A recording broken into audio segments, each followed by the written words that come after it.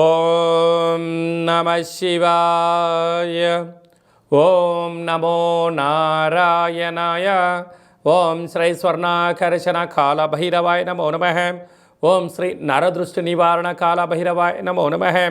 నమస్తే అస్తు భగవన్ విశ్వేశ్వరాయ మహాదేవాయ త్రయంబకాయ త్రిపురాంతకాయ త్రికాగ్నికాలాయ కాలాగ్నిరుద్రాయ నీలకంఠాయ మృత్యుంజయాయ సర్వేశ్వరాయ సదాశివాయ శ్రీమన్మన్మహాదేవాయ నమో నమః. ద్వాదశ రాశుల్లో గ్రహ గమనాల్ని ఒకసారి వీక్షింపచేద్దాం. మేషరాశిలో గురు సంచార స్థితి, కన్యరాశిలో కేతు సంచార స్థితి, మకర రాశిలో కుజుడు మరియు శుక్ర సంచార స్థితి, కుంభరాశిలో రవి బుధాదిత్య రాజయోగము మరియు శనేశ్వర స్వామివారి యొక్క సంచార స్థితి. ఏడాది తర్వాత రవి భగవానుడు కుంభరాశిలో సంచారము, 30 సంవత్సరాల తర్వాత శని భగవాని చేత రవి తన స్వక్షేత్రమైనటువంటి శని భగవాన్తో కలిసి సంచారం చేయడము ఇది ఒక యోగదాయకం అని చెప్పి గమనించగలగాలి. అలాగనే మీనరాశిలో రాహు సంచార స్థితితో ద్వాదశ రాశుల్లో గ్రహ గమనాలు ఈ విధంగా ఉన్నాయి. మేషరాశి వారికి ఎలా ఉండబోతుందో ఈ వీడియోలో సవివరంగా సంపూర్ణంగా తెలుసుకుందాం.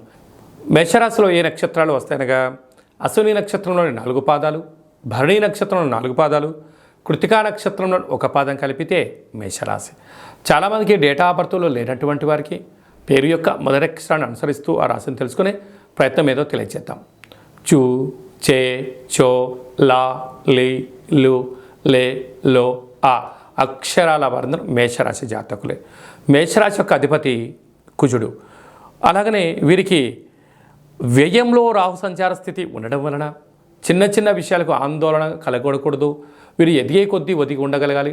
శత్రు అధికంగా ఉంటారు కనుక ఈ మహాశివరాత్రి సందర్భంగా నవధాన్యంలో నానపెట్టి మహాదేవుడికి ఎర్రటి కుంకుమతో జలంతో కలిగిన నీటితో అభిషేకం చేయించి ఆ తదనంతరం ఈ యొక్క నవధాన్యాలను తీసుకొని వెళ్ళి గోమాతకు దానం చేయడం వలన, ప్రవహించే నీటిలో సమర్పించడం వలన పశుపక్షాదులు తిని వీరికి పైన ఉండబడిన నరదృష్టి శత్రు ప్రభావం తొలగిపోతుందని చెప్పి గమనించాలి.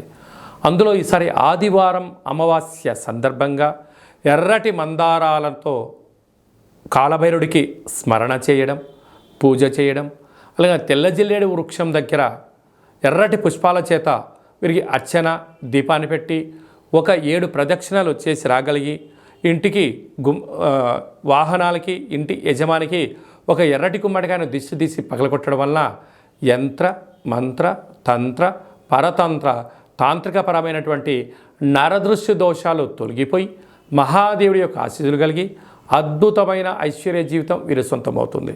అలాగే సాఫ్ట్వేర్ ఉద్యోగస్తులు, హార్డ్వేర్ ఉద్యోగస్తులు, స్వయం వృత్తుల వాళ్ళు, సేవా రంగాల వాళ్ళు, వ్యవసాయ సోదరీమణులకు కొద్దిపాటి ఎర్రటి తిలకాన్ని బొట్టుగా ధరించడం వలన ఈ దోషం తొలగిపోతుందని చెప్పి గమనించాలి.